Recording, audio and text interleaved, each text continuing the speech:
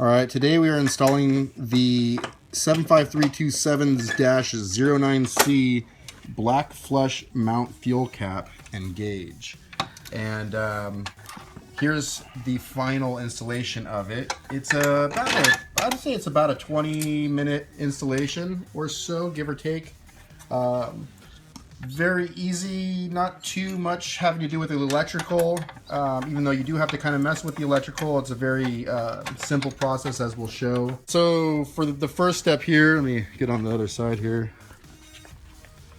We have just removed the one bolt to loosen up the gas tank.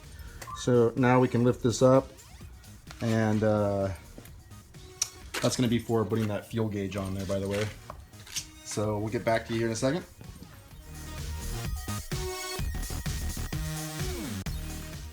So you just got to get them wires out, which Gabe is doing a stand-up job of doing here. So you just pull the wires out, right? Just undoing the connection up there. You have to change out the whole housing? Yeah. All right. According to instructions. According to the booklet. All right. So you're doing probably, or arguably, the hardest part, which is removing the wires from the SST housing. Yeah. Or the housing, I don't know. Is this called the SST housing over here as well? I don't know. Anyways, removing those wires, those little, they're like a little fitting clip on the end of the wire, little connector, and they're just kind of a little bit of a pain. You just kind of have to get them, you have to figure out their sweet spot to pull them out. They should pull out pretty smoothly, right? Yeah. But getting them to pull out is pretty difficult, so. One of the hardest spots. Do you have to actually rewire this, recrimp it and everything? No. Okay. All right, cool. It's a SST housing 1, Gabe 2. So you are ahead, but you just got to beat this last one. This last little wire.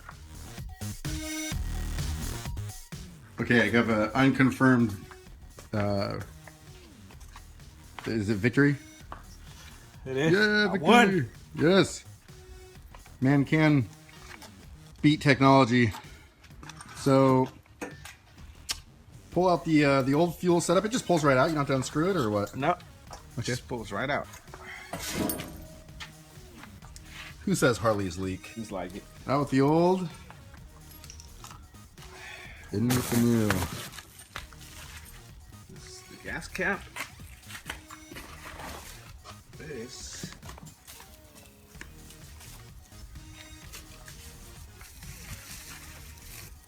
It's the new one. Okay. Carefully planned dropping of pieces. You simply just have to slide it down in there.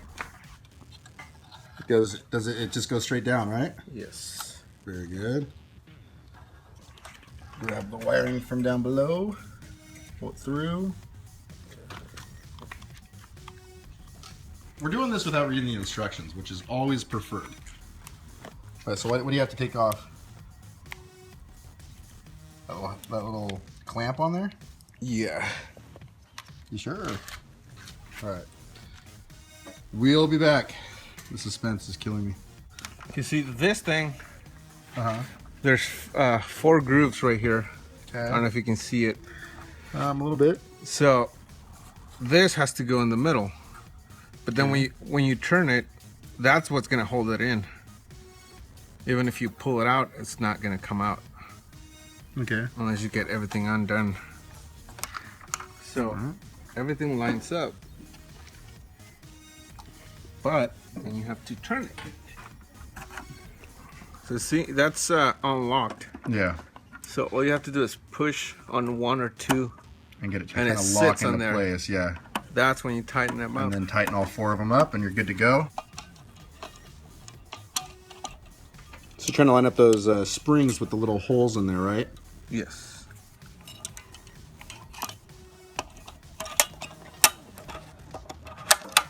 There it goes. There it goes. So all I have to do to take it is just push it back down and pop it out? Yeah. Well, you know, and undoing. There's a lot more to do. At this point, what we've done is taken a picture of the actual wiring and how it sat in the original housing, and now we're trying to match that up. Always a smart idea, especially with technology today. Take pictures along the way with each step before you do anything, so that way you can replicate what was already there in the first place. So, but it's the same wiring. I mean, there's no...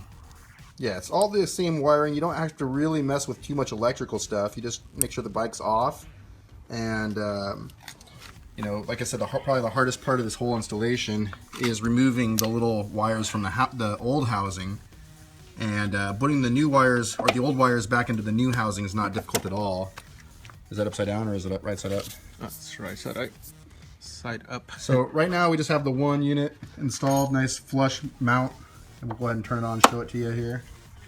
Looks pretty awesome.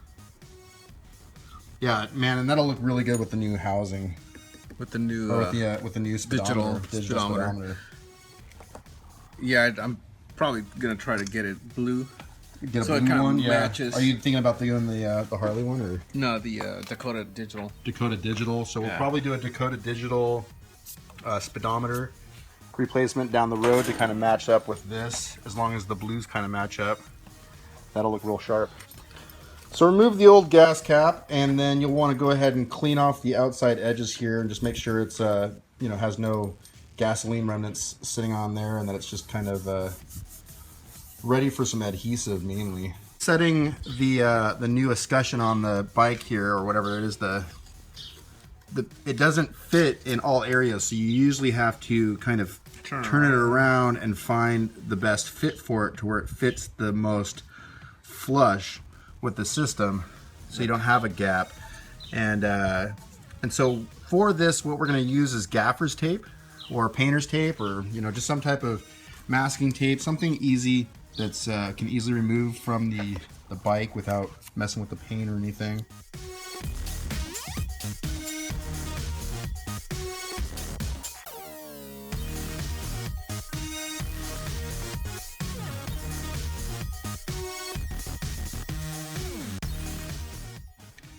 Remove the tape.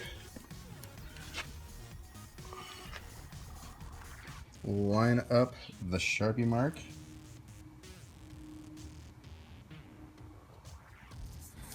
Press and hold.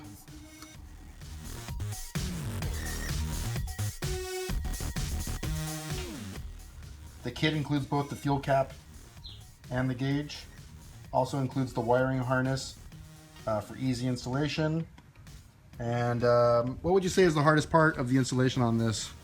Getting those pins out of the connector. The pins out of the SST housing? Yes. Yeah, other than that, pretty simple. And also, I kind of having to just make sure you get the right fitment on this side. And we'll show that through the video on how to do that properly. So, enjoy.